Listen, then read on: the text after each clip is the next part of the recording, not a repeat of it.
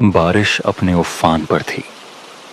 आसमान से गिरती मोटी मोटी बूंदें जैसे जमीन को चीर देना चाहती थीं। आज की रात बाकी रातों से कुछ अलग थी, स्याह, रहस्यमयी और डरावनी।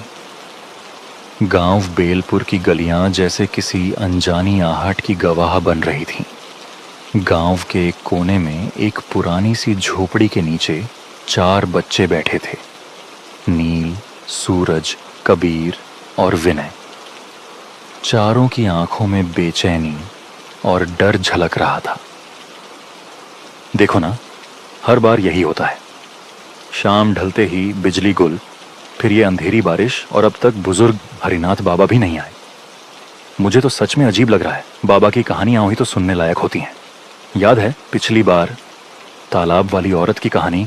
तुम सब डरपोक हो, सब कहानियां बनावटी हैं, पर हर कहानी में कुछ सच्चाई होती है। मैं तो मानता हूं बाबा की जुबान से जो निकलता है कुछ तो सच होता ही है। कभी दूर से एक लाल तैन की हल्की रोशनी दिखाई देती है। हरिनाथ बाबा आते हैं। बच्चे तुरंत खड़े हो जाते हैं। प्रणाम बाबा। आज तो लगा आप नहीं आएंगे बाबा।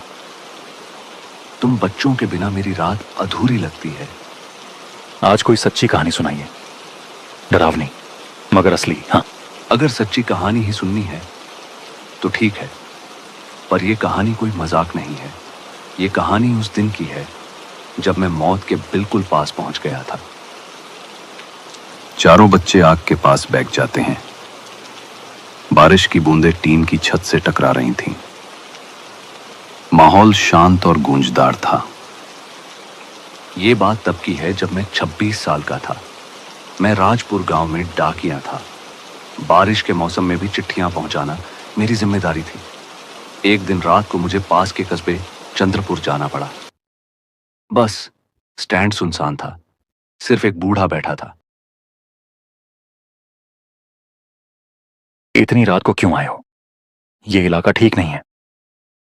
मैंने उसकी बात अनसुनी की, और जैसे ही मैंने कदम बढ़ाया, बिजली चमकी और तेज बारिश शुरू हो गई। जंगल के रास्ते में पीपल के पेड़ के नीचे एक औरत दिखी, लाल साड़ी में, हाथ में बैग, भीगी हुई मगर बेहद शांत चेहरा। मैं भी गांव जा रही हूं, साथ चलते हैं। मैंने हाँ कर दी, लेकिन चलते समय अजीब बात नोट की। उसके कदमों की कोई आवाज नहीं आ रही थी, न ही कीचड़ में चलने की छप-छप, जैसे वो हवा में चल रही हो। फिर वो रुक गई। अब मेरी यात्रा पूरी हुई। तू अब मेरा शिकार बनेगा? पर अगले ही पल उसने जो कहा वो मेरी रूह कंपा देने वाला था। तू अब मेरा शिकार बनेगा? आज अमावस की 7वीं रात है। तू आज का 7वां इंसान होगा। बिजली की तेज चमक में उसका चेहरा बदल गया। लाल आंखें, झड़ते बाल। वो कोई औरत नहीं, एक डायन थी। मैं भागने लगा। तेज बारिश, डर, सांसें उखड़ती जा रही थी। पीछे उसकी डरावनी हंसी गूंज रही थी। कई किलोमीटर तक मैं भागता रहा।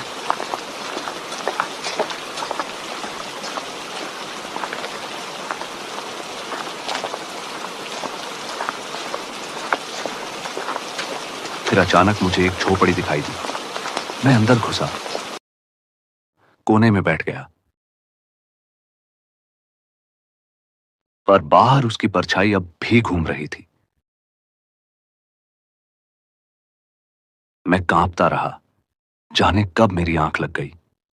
सुबह जब आंख खुली, वहां कोई झोपड़ी नहीं थी। मैं एक श्मशान में था, बृजनाथ श्मशान। वहां एक समाधि थी जिस पर लिखा था, यह समाधि महान तांत्रिक शिवनारायण की है। शायद उसी समाधि की शक्ति ने मुझे बचाया, वरना आज मैं तुम सबके सामने ना होता। तो बाबा, वो डायन कौन थी? गांव वालों ने बताया कि हर अमावस की 7वीं रात को एक औरत एक शिकार करती थी। वो कभी जिंदा थी, लेकिन तंत्र विद्या के चक्कर में आत्मा को बेच चुकी थी। उसने तांत्रिक शिवनारायण को भी मारा था। मरने के बाद उसकी आत्मा एक प्रहरी बन गई। अब वो किसी को उस डायन का शिकार नहीं बनने देता।